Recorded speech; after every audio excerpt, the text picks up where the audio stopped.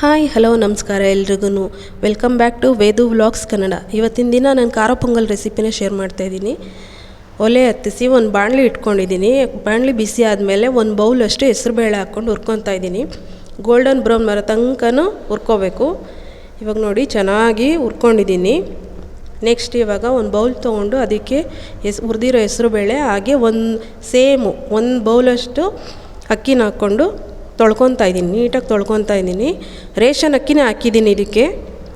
ನಾನು ಸೋನಾ ಮಸೂರಿ ರೈಸ್ ಬಳಸಿಲ್ಲ, ಅದಾದರೆ ಉದ್ರುದ್ರ ಆಗಿಬಿಡುತ್ತೆ, ಅದಕ್ಕೆ ರೇಷನ್ ಅಕ್ಕಿನೇ ಬಳಸಿದ್ದೀನಿ. ನೀಟಾಗಿ ತೊಳ್ಕೊಂಡು ಇನ್ನೊಂದು ಕಡೆ ಪ್ಯಾನ್ ಇಟ್ಕೊಂಡಿದ್ದೀನಿ.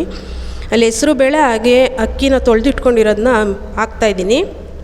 ನೆಕ್ಸ್ಟ್ ಇವಾಗ ಕೊತ್ತಂಬರಿ ಸೊಪ್ಪು, ಒಂದು ಸ್ವಲ್ಪ ಕರ್ಬೇವಿನ ಸೊಪ್ಪು ಹಾಗೆ ಅರಿಶಿನ ಪುಡಿ, ನೀರು ಹಾಕ್ಬಿಟ್ಟು 1 ಗ್ಲಾಸ್ ಅಕ್ಕಿ ಹಾಗೂ ಬೇಳೆಗೆ 4 ಗ್ಲಾಸಷ್ಟು ನೀರು ಹಾಕ್ಬಿಟ್ಟು ಕುಕ್ಕರ್ ವಿಜಿಲ್ನ ಕೂಗಿಸ್ಕೊಬೇಕು. 5 ರಿಂದ 6 ವಿಜಿಲ್ ಕೂಗಿಸ್ಕೋಬೇಕು. ನೋಡಿ ಇವಾಗ ನೀರು ಹಾಕ್ತೀನಿ. ನೀರು ಹಾಕ್ಬಿಟ್ಟು ಕುಕ್ಕರ್ ಮುಚ್ಚಿ 6 ರಿಂದ 7 ವಿಜಿಲ್ ತೊಗೊಳ್ಳೇಬೇಕಾಗುತ್ತೆ. 6 ರಿಂದ 7 ವಿಜಿಲ್ ತೊಗೊಳ್ಳೇಬೇಕು, ಯಾಕಂದರೆ ಅಕ್ಕಿನೂ ಮತ್ತು ಬೇಳೆ ಚೆನ್ನಾಗಿ ಬೇಯಬೇಕಲ್ಲ, ಅದಕ್ಕೇ.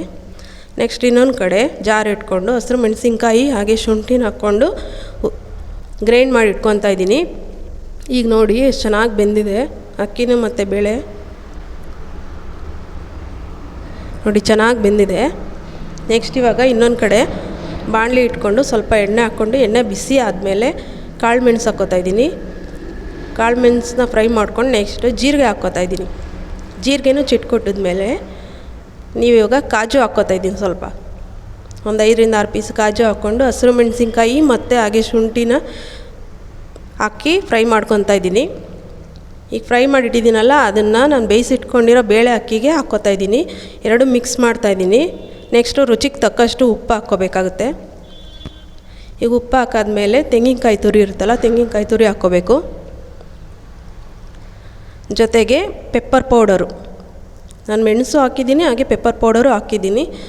1 ಸ್ಪೂನಷ್ಟು ಜೀರಿಗೆ ಹಾಕಿ ಇದಿಷ್ಟೂ ಮಿಕ್ಸ್ ಮಾಡಿ ನಮಗೆ ಎಷ್ಟು ಕನ್ಸಿಸ್ಟೆನ್ಸಿ ಬೇಕೋ ಅಷ್ಟು ನೀರು ಹಾಕ್ಕೊಂಡು ಮಿಕ್ಸ್ ಮಾಡಿ ಇಟ್ಕೋಬೇಕು.